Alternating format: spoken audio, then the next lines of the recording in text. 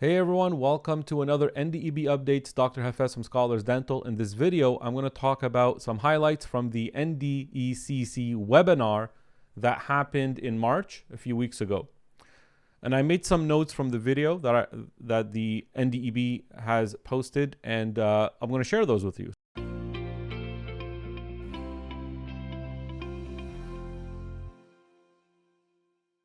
This is important. Yes, we got to a good one. How many seats will we have? Okay, so for ACS, they had 800 seats.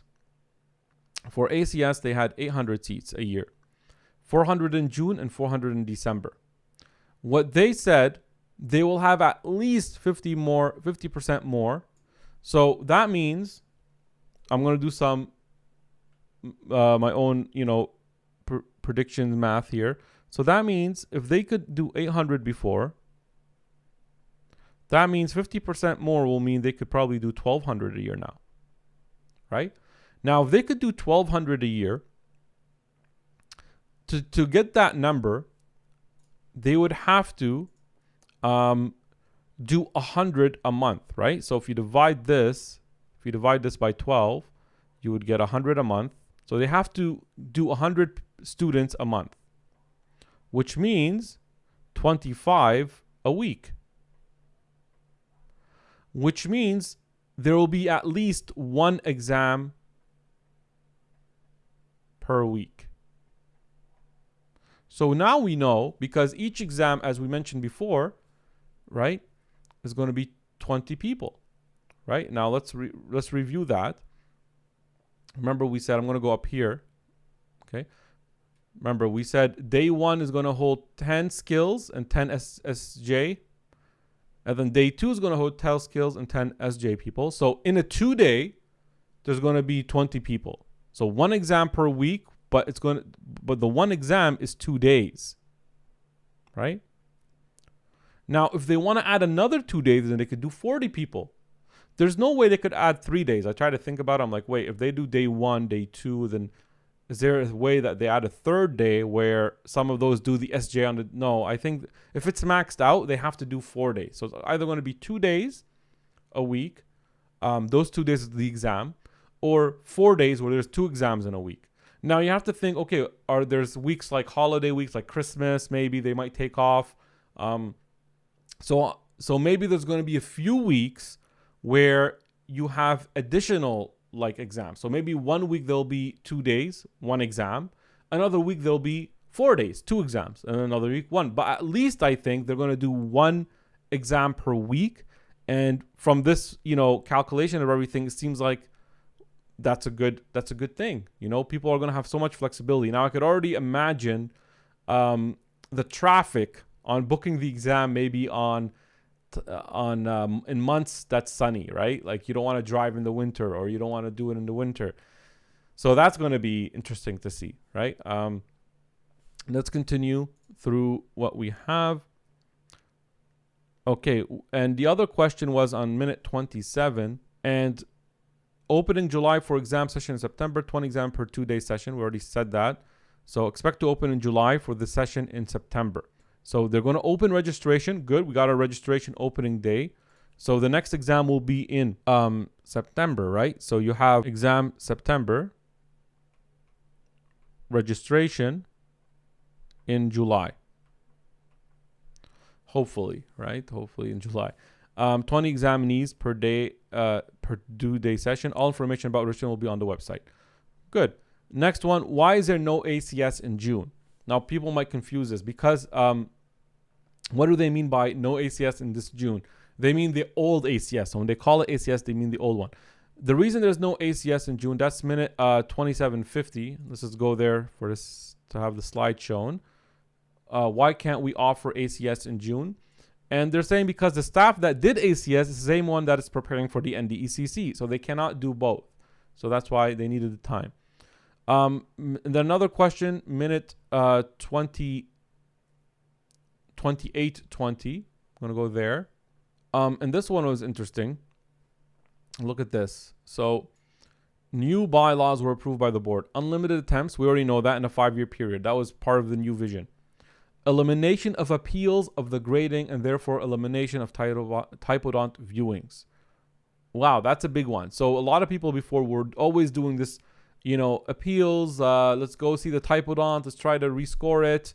How do we fight it? How can we change the score? There's even like services provided by it. People are offer service for it. So much thing built around this. No more of that.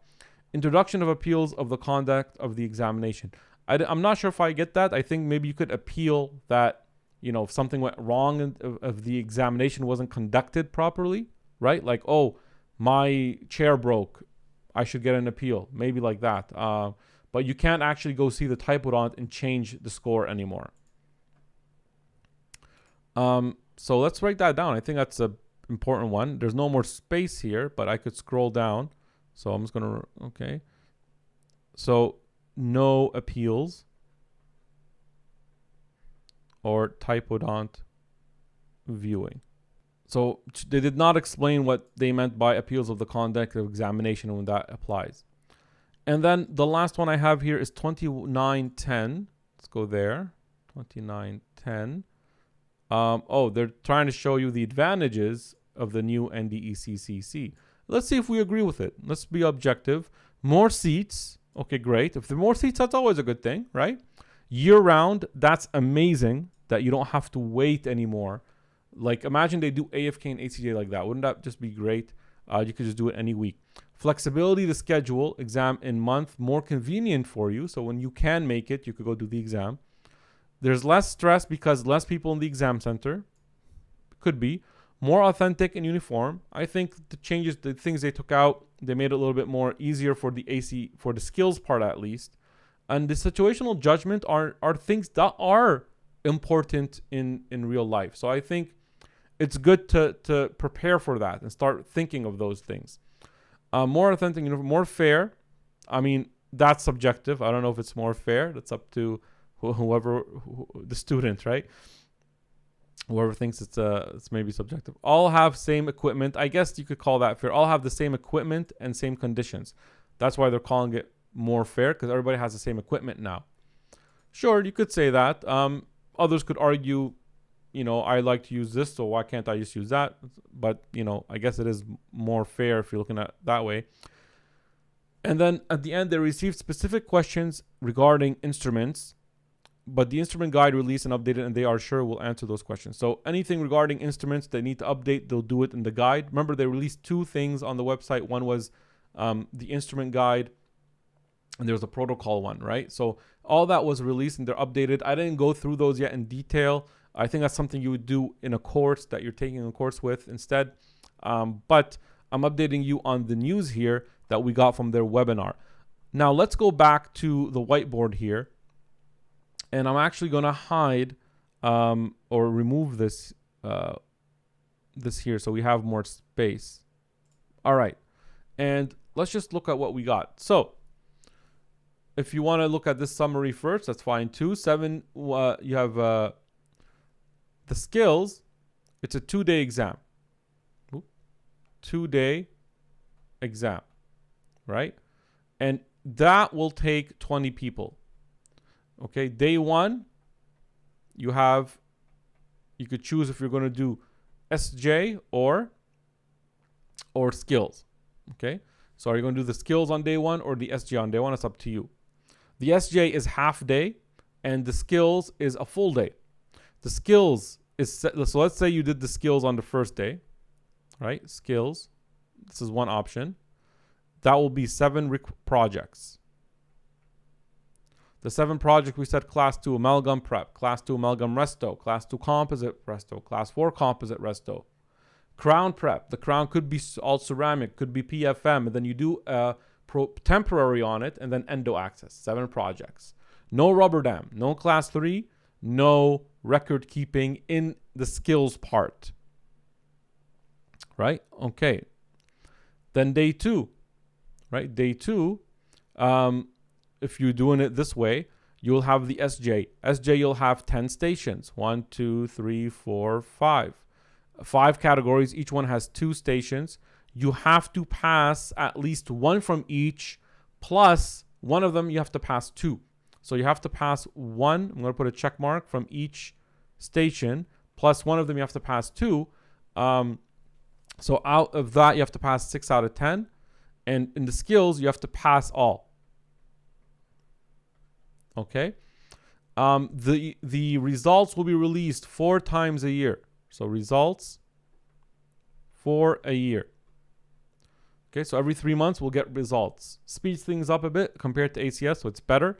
And the questions from situational judgment that we know so far: informed consent, record keeping, you might type it. Informed consent, you might have to speak it. And ethical dilemmas, that's a little bit broad. Okay. Then you say, so that's, okay, we talk. The only thing you have to bring is loops. So bring loops only. It's like I'm making a summary of the summary, right? Bring loops only. Infection control. So let's go back to skills here. No 7 projects. No record keeping. And no barriers required. And the infection control is easier because you're assuming they're all done on one patient, right? I always thought that was the case, but okay. And they're going to have now at least 1 exam every week. Okay? And no more appeals, and type it on. So I think you could say the part here is a summary. That's it. That's all I have for you from this video. I hope that was helpful. If you already watched it and you have your own ideas, I wanted to share my ideas. Please leave in the comments below so we can have a discussion. Maybe someone could benefit from it. Like the video if you liked it, and I'll see you guys in another video. Thank you for watching, and I'll see you soon. Bye.